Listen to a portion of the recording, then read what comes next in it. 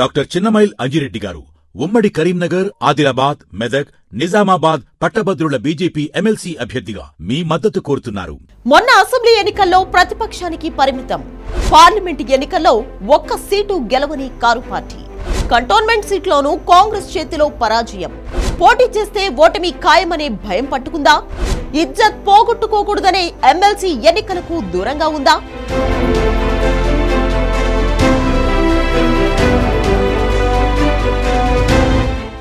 గులాబీ పార్టీకి మండలి ఎన్నికల భయం పట్టుకుందా? ఎలాగో గెలవలేమన్న భయమా, లేదంటే పోటీ చేస్తే ఓడిపోతామని ఫిక్స్ అయిందా?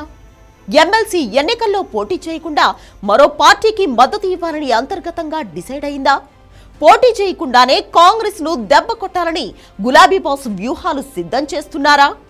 మండలి ఎన్నికల్లో పోటీ చేయకపోవడానికి కారణాలేంటి?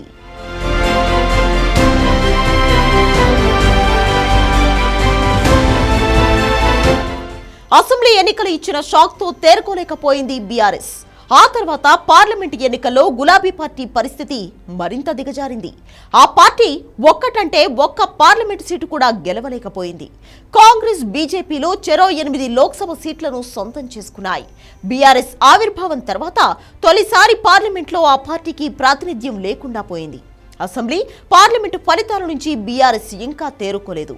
ఇంతలోనే తెలంగాణలో 2 ఉపాధ్యాయ ఎమ్మెల్సీ, ఒక పట్టభద్రుల ఎమ్మెల్సీ స్థానానికి ఎన్నికలు వచ్చాయి. ఈ ఎన్నికలకు పింక్ పార్టీ దూరంగా ఉండాలని నిర్ణయించింది. నిజామాబాద్, కరీంనగర్, మెదక్, ఆదిలాబాద్ ఉపాధ్యాయ, గ్రాడ్యుయేట్ స్థానాలకు, వరంగల్, ఖమ్మం, నల్గొండ టీచర్ స్థానాలకు ఎన్నికలు జరగనున్నాయి.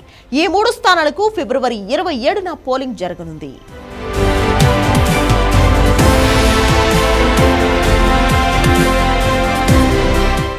అసెంబ్లీ, పార్లమెంట్, పంచాయత్, మున్సిపల్ ఇలా ఎన్నికలు వచ్చిన ప్రతిసారి గెలుపు మాదే అంటూ గులాబీ పార్టీ నేతలు బీరాలు పలికారు.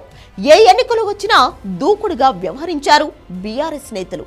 ప్రస్తుత ఎమ్మెల్సీ ఎన్నికలపై ఏమాత్రం ఆసక్తి చూపకపోవడంపై సర్వత్రా చర్చ జరుగుతోంది.